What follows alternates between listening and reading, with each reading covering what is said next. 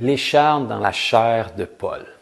Ce fameux passage que tellement de gens utilisent aujourd'hui à tort et à travers pour tenter de justifier le fait que si le grand apôtre Paul était malade et que le Seigneur lui a dit « Ma grâce te suffit », donc ça leur donne le droit aujourd'hui de demeurer malade ou ça donne le droit à certaines personnes malades de ne pas recevoir leur guérison. J'aimerais ça qu'on prenne juste quelques minutes vraiment pour regarder ce passage-là et puis toutes les doctrines qui se sont construites autour de ce passage-là. Avant qu'on rentre dans le sujet, j'aimerais ça qu'on se souvienne toujours d'une chose. Dans la parole de Dieu, en tant qu'enfant de Dieu, notre modèle premier, c'est Jésus. Donc, si notre doctrine ou notre compréhension des Écritures va à l'encontre du message que Jésus a véhiculé par ses enseignements puis par sa vie au travers des Évangiles, forcément, ça veut dire qu'il y a quelque chose qui cloche avec notre interprétation des versets qu'on utilise. Donc, bien évidemment, lorsqu'on étudie des passages bibliques, c'est toujours important de les prendre dans leur contexte. Et puis, je pense qu'un des passages qui est le plus pris hors contexte, c'est probablement celui de l'écharpe dans la chair de Paul. C'est un passage qu'on retrouve dans 2 Corinthiens, chapitre 12, et le verset 7. Donc, j'aimerais ça qu'on puisse lire ça rapidement ensemble. Ça nous dit ici, « Il m'a été mis une écharpe dans la chair, un ange de Satan pour me souffleter et m'empêcher de m'enorgueillir.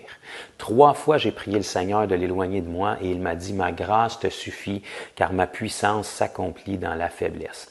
Je me glorifierai donc bien plus volontiers de mes faiblesses afin que la puissance de Christ repose sur moi. » Donc, beaucoup de gens vont utiliser ce passage-là pour justifier le fait qu'eux, ils sont malades, que les gens peuvent demeurer malades ou que le Seigneur ne veut pas guérir toujours. Ici, on peut voir que l'apôtre Paul, première des choses, ça nous dit que cet envoyé de Satan-là avait été attaché sur lui pour l'empêcher de s'enorgueillir à cause de l'excellence de ses révélations. Aujourd'hui, la majorité des gens qui justifient leurs problèmes en utilisant ce passage-là, ils ont à peu près peu ou aucune révélation de la parole. Donc ça, c'est la première chose qui est importante de mentionner. Ensuite, maintenant, ici, il n'y a nulle part dans le texte qui nous dit que l'écharpe dans la chair de Paul est une maladie. La Bible nous dit que c'est un envoyé de Satan qui lui a été envoyé pour l'empêcher de s'enorgueillir. Maintenant, si on prend le verset ici qui nous dit où est-ce que le Seigneur a répondu à Paul, « Ma grâce te suffit, car ma puissance s'accomplit dans la faiblesse. » Donc, beaucoup de gens vont prendre ce verset-là en disant, de toute évidence, Dieu n'a pas voulu guérir l'apôtre Paul de cette situation-là parce qu'il voulait le garder faible et humble afin qu'il puisse s'appuyer sur Dieu. Ici, on utilise le mot « faiblesse » comme étant la maladie. On pense que l'écharpe dans la chair, c'est une maladie, mais on n'a absolument rien dans le texte qui nous dit ça. En fait, si on fait juste prendre le texte dans son contexte simple et qu'on lit les versets qui suivent, l'apôtre Paul lui-même va nous décrire clairement ce que signifiaient les faiblesses auxquelles il faisait référence ici.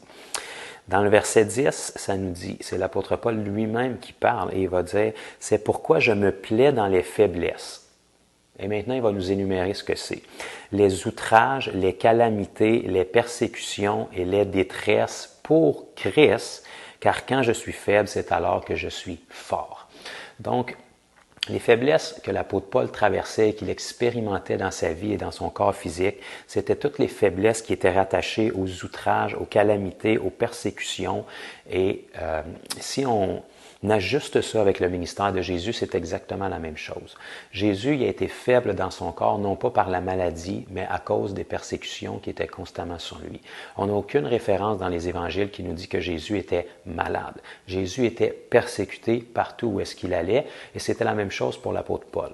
Donc, pour que Dieu dise à l'apôtre Paul, « Demeure dans ta maladie, ça va te garder humble », il faudrait que Dieu se dénature, parce que la santé et la guérison, c'est une promesse que Dieu fait pour nous.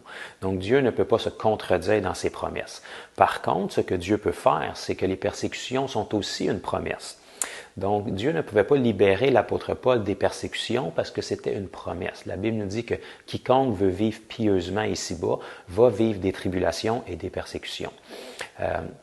À cause d'une mauvaise interprétation de ce verset-là, il y a des gens qui sont arrivés avec une doctrine qui est très répandue souvent, que l'apôtre Paul avait un problème avec ses yeux. Certains disent que c'était une maladie très infectieuse au niveau de ses yeux, qu'il y avait même des écoulements qui se faisaient. Encore à cause d'un simple verset qui a été tiré hors contexte, qui nous vient du livre de Galates. Donc dans Galates chapitre 4, à partir du verset 14, 13, 14, 15, on va lire ici que lorsque l'apôtre Paul est allé en Galatie, il va leur dire que lorsqu'il est allé vers eux la première fois, il était dans un état de faiblesse. Il leur a annoncé l'Évangile avec une infirmité, il était malade. Et l'apôtre Paul va leur dire, si vous auriez pu vous arracher les yeux, vous l'auriez fait pour moi. Donc, les gens ont pris ce verset-là et l'ont joint à l'écharpe dans la chair de Paul pour en venir à la conclusion que Paul avait un problème avec ses yeux. Et c'était ça qui était son écharpe dans la chair. En fait, le texte ne nous dit pas ça du tout. Et si on fait juste simplement faire une petite recherche, lorsqu'on étudie au niveau linéaire, puis on regarde dans le temps, au niveau des voyages missionnaires de l'apôtre Paul dans le livre des Actes, la première fois où Paul est rentré en Galatie, on va retrouver ça dans le livre des Actes, autour du chapitre 14. L'apôtre Paul est allé dans un endroit qui s'appelait Lystre pour annoncer l'Évangile comme il faisait partout où il allait. Et puis son message, bien évidemment, puisqu'il y avait un écharpe dans sa chair qui faisait qu'il était persécuté. Donc, l'envoyé de Satan qui lui était assigné pour le persécuter partout où est-ce que Paul allait, il était persécuté, peu importe dans quelle ville il entrait. Donc, évidemment, ça n'a pas été différent à Lystre. Et à Lystre, ça nous dit que les gens ont rejeté son message et ils l'ont lapidé et pensant qu'il était mort, ils l'ont traîné à l'extérieur de la ville. Donc, quand les gens pensent qu'ils t'ont tué par lapidation, c'est qu'ils ne sont pas allés de main morte. Et puis, ça nous dit que les frères ont entouré Paul, ils ont prié pour lui et Paul est revenu à la vie. Et le lendemain, il s'est levé et il est rentré dans une ville qui s'appelait Derbe ou Derbé, où est-ce qu'il est allé prêcher l'Évangile à nouveau. Donc, si vous étudiez dans quelle région Derbe se trouve, eh bien, c'est dans la province de Galatie. Donc, lorsque Paul est allé vers les Galatiens ou les chrétiens de la communauté de Galate, la première fois qu'il est allé, il avait été lapidé et laissé pour mort la veille. Donc, bien évidemment, son visage n'était pas beau à voir. Il avait probablement le visage ensanglanté, probablement qu'il y avait eu de la terre, des roches dans les yeux. Donc, c'est pour ça qu'il disait, si vous auriez pu vous arracher les yeux, vous l'auriez fait. Donc, Paul avait été victime de persécution. Il vivait pas avec une maladie récurrente qui était là. Il avait le visage d'un homme qui avait été lapidé avec une telle intensité que les gens croyaient qu'il était mort. Mais il est revenu à la vie, il s'est secoué. Le lendemain, il est rentré à Derbe, dans la province de Galatie, pour prêcher. Donc, encore une fois, on peut voir ici que nulle part la Bible ne nous enseigne que Paul avait une maladie récurrente qui ne partait jamais. Paul avait été victime de persécution. Son corps avait les marques, les stigmates de la persécution. Paul a dit qu'il a souffert dans ses voyages missionnaires, de la faim, de la soif, du froid, des persécutions, des jeûnes. Il a été exposé à toutes ces choses-là. Mais jamais la parole de Dieu nous parle qu'il a vécu une maladie ou qu'il y avait quelque chose qui était attaché à lui. Donc, c'est simplement une mauvaise interprétation de l'écharpe dans la chair de Paul, bien souvent de 2 Corinthiens 12, conjointement avec ce passage-là de Galates, qui est mal interprété et qui arrive avec des doctrines qui sont en dehors non seulement du texte, mais qui sont à l'encontre de ce que Jésus véhicule comme message. Donc, Jésus, qui est notre modèle premier, n'a jamais vécu avec une maladie. Aucun de nous, on a besoin de vivre avec une maladie. Jésus a payé la dette pleinement pour qu'on soit guéri de toute maladie. Et au-delà de la maladie, ce que Dieu désire encore plus que la guérison, c'est la santé pour nous. C'est une promesse pour ses enfants aussi. Donc, l'écharpe dans la chair de Paul n'est pas une maladie. On n'a rien dans le texte qui nous dit ça. En fait, le texte lui-même nous explique que l'envoyé de Satan qui avait été assigné pour Paul, c'était des persécutions constamment, une opposition au message. Et Paul va nous le décrire comme des outrages, des persécutions, des calamités pour Christ qui vivait partout où est-ce qu'il allait. Donc, j'espère que ça peut amener une certaine clarté sur le sujet. Vous pourrez le vérifier par vous-même. Lorsque Paul est rentré en Galatie, bien évidemment, il était mal en point parce qu'il avait été lapidé, mais il est revenu à la vie et il a guéri, comme chaque personne qui a des blessures finit par guérir.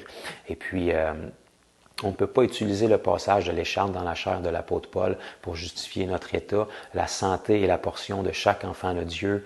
Si ce n'était pas le cas, Jésus n'aurait pas payé notre dette. Et au risque de me répéter, 1 Pierre 2, 24 nous dit que par ses meurtrissures, vous avez été guéris. Donc, j'espère que ça peut vous éclairer sur certains points. Le Seigneur Jésus a pleinement payé le prix, il a pleinement souffert pour pas qu'aucun être humain ait à souffrir davantage pour la maladie. Et puis, ne laissez jamais une mauvaise compréhension des Écritures vous amener à l'encontre du message que Jésus a véhiculé, autant par sa vie que par les évangiles qu'il nous a laissés. Soyez bénis dans le nom de Jésus. I don't need no reason to jump and shout and screaming.